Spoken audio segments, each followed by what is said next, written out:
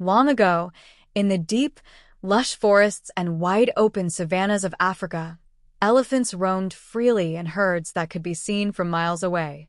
Majestic and powerful, these creatures were a symbol of strength and resilience. But beyond their towering presence and large ears, there was something else that made the African elephant valuable: its tusks, known as ivory, a resource as precious as gold. The story of ivory began in ancient times, when people first noticed the beauty of elephant tusks.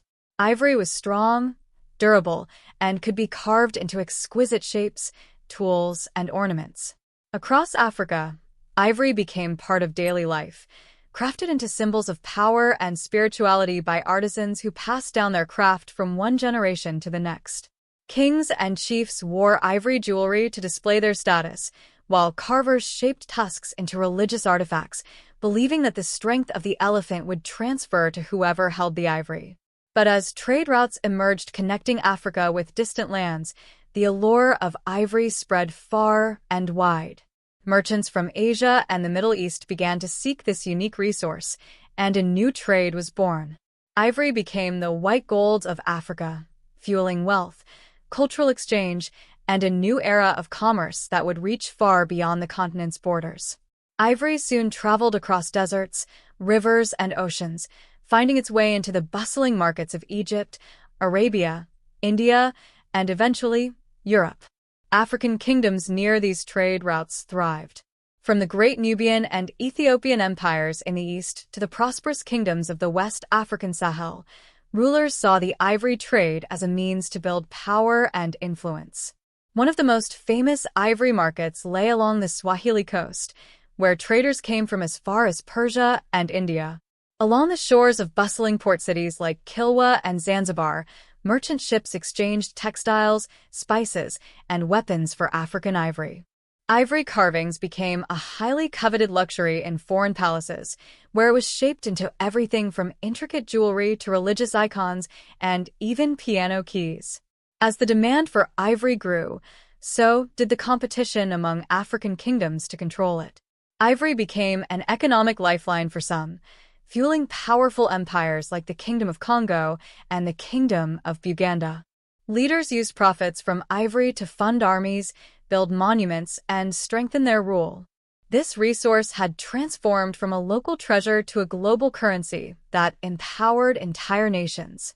But as African societies grew wealthier, the landscape began to change. The quest for ivory brought hunters into deeper and more remote forests, where the elephants lived. At first, hunters relied on traditional methods, showing respect for the animals and their habitats. But with growing demands from Europe and Asia, hunting intensified, and the balance between humans and nature started to shift. By the 19th century, European explorers had begun to map Africa's vast interior, discovering large herds of elephants and realizing the immense potential of ivory. Colonizers saw Africa as a land of endless resources and began to exploit both the land and its people. Ivory was no longer just a resource. It became part of a colonial economy that used forced labor, disrupting African communities and depleting elephant populations. European nations carved up Africa for control over its resources, sending hunters and trappers deep into the heart of the continent. Native Africans were often forced to hunt elephants for colonial agents, sometimes under brutal conditions. The ivory trade shifted from a means of cultural expression to an industry of destruction. The once sustainable trade had become unsustainable, and the effects rippled through African societies, altering traditional ways of life and depleting local wildlife. By the early 20th century, the effects of centuries of ivory trade became starkly visible. Elephant populations had dwindled across much of Africa, and many cultures that once revered these animals saw them become symbols of loss. The trade routes that had once fueled powerful empires now became paths of economic hardship and environmental decline. The scars of the ivory trade were not easily healed, and many African communities began to see the need for conservation and respect for nature. In modern times, the elephant and its tusks have come to symbolize both the prosperity and the pain of Africa's history.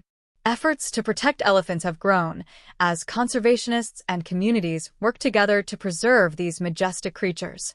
Ivory, once a source of power, is now a symbol of resilience and the urgent need for balance between humans and the natural world. Today, Africa is on a new journey, one that redefines its relationship with the elephant. Conservation efforts, local education, and global initiatives strive to restore balance. Modern African leaders and communities are reclaiming the elephant's place in their culture, not as a resource to be taken, but as a creature to be honored and protected. The story of the ivory trade is a complex tale of wealth, power, loss, and renewal. It is a reminder of Africa's resilience and the interconnectedness of nature and humanity. As the elephants roam once more in the protected parks and reserves of Africa, they carry with them the memory of a past both glorious and tragic, a legacy that shapes Africa's story even today.